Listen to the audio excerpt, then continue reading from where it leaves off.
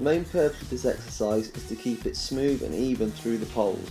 If you notice at the start of this exercise the canter is very weak and your lines aren't very good. They're on different angles and a little bit wobbly in between each pole. As the exercise improves, the lines get a lot better, your hands get a lot softer, and you start to stay in balance with the pony. This is a good exercise for you to practice at home because around a course of fences, when you start going around the bends, your lines become a little bit quick and a little bit sloppy. So if you practice this at home, you should be able to keep a regular canter and get confident in staying in balance with your pony.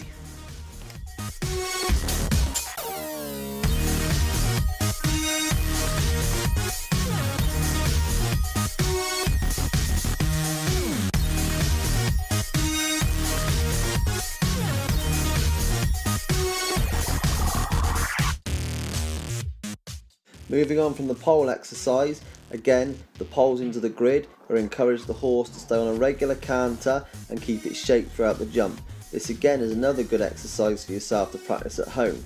If you notice as you go through the grid your position is very good, but what you need to work on is push the weight into your heel and keep your shoulders back with holding the horse's head.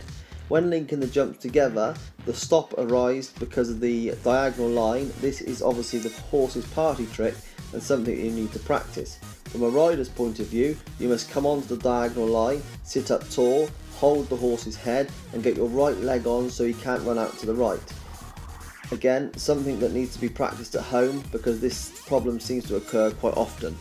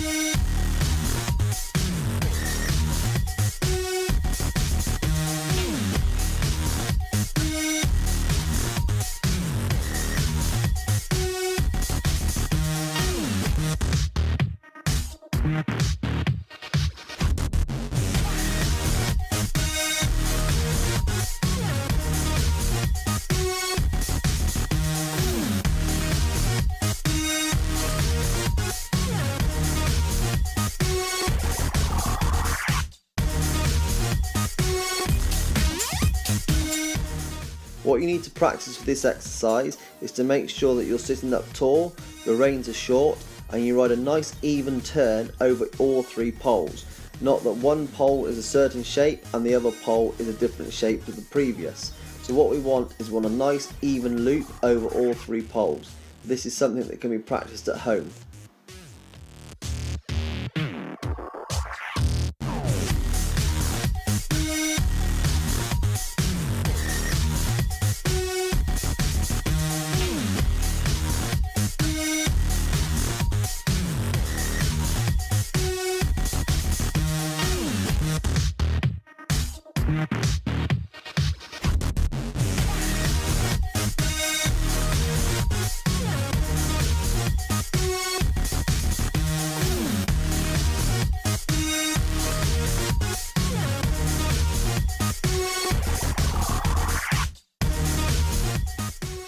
When working through the grid, the first thing I noticed was how good your balance was. You're very good in the saddle and you're very confident. Just make sure you keep your shoulders back and keep your leg on. When linking the jumps together, make sure you're dead straight, and when you come across the diagonal line, also again make sure you're dead straight and the pony knows where he's going. You ended up falling off previously just because you got unseated and lost your balance, but well done for being very brave and get it back on and give it another go. Overall you're improving all the time and it's just growing with confidence all the time.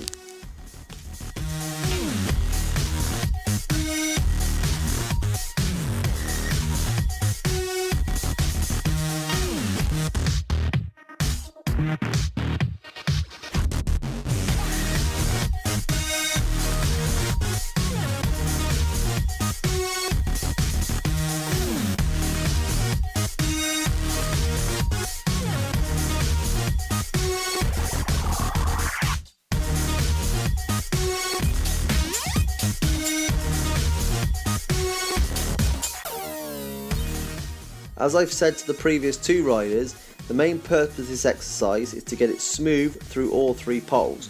So you can draw a line from one pole to the other pole and the other pole to the last pole. So you want a nice smooth turn. One thing I'd say from your point of view is you're riding a lot softer with your hands now, and you're allowing the horse to canter through the corners rather than pulling back.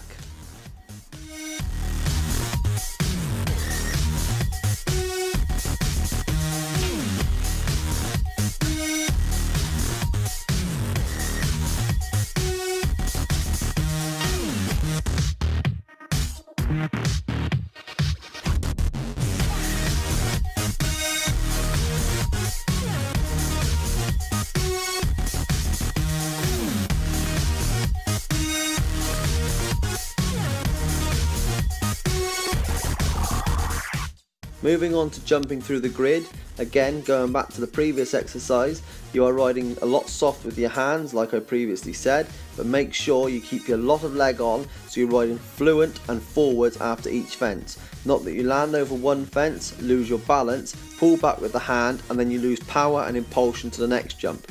What you're looking for is when you land over one pole, you put your leg onto the next pole, then when you land over the plank, you squeeze forwards to the next plank and then to the final part of the grid. But overall, much better with the balance and much better with the hand. When linking the jumps together, make sure you're dead straight and the pony knows where it's going, and again, through your corners, you want to be riding forwards with confidence to the fence.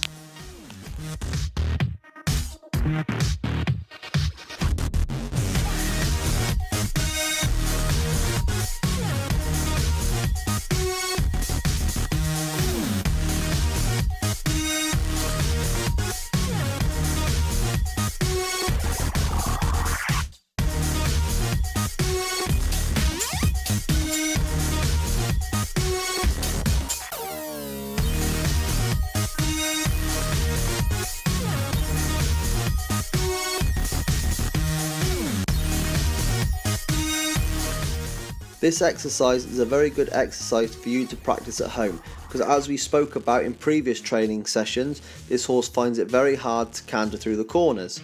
When you're doing this exercise, make sure you stay on an even turn, not that you're wobbling in between each pole.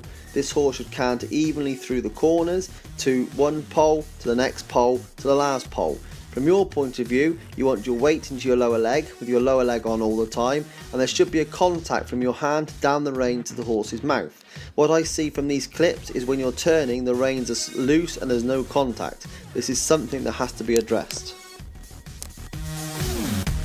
When jumping down the grid, the contact was a lot better.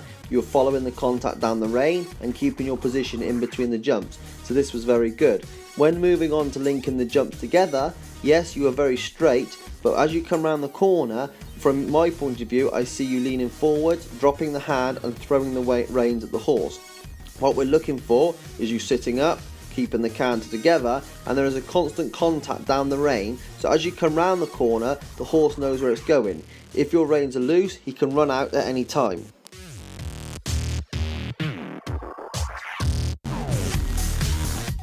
When doing this exercise, make sure that your reins are short, and as you go over each pole, you keep squeezing forward, so the horse learns to canter from one pole to the other.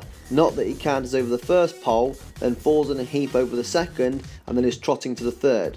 So from your point of view, you have to be making an even turn and keep squeezing with your leg in between each fence. Make sure as you go around the top corner, you're always on the correct leg, so your approach to the first pole is as best as you can make it.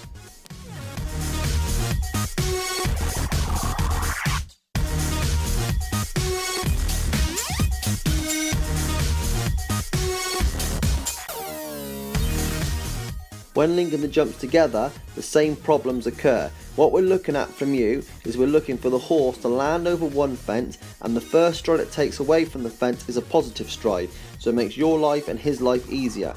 When coming around the corner to the spread, we're looking for the horse to travel across the ground, so when he gets to the takeoff stride, he's got lots of energy to give it the best jump he can, not that when he gets on the takeoff stride, he's in the wrong gear.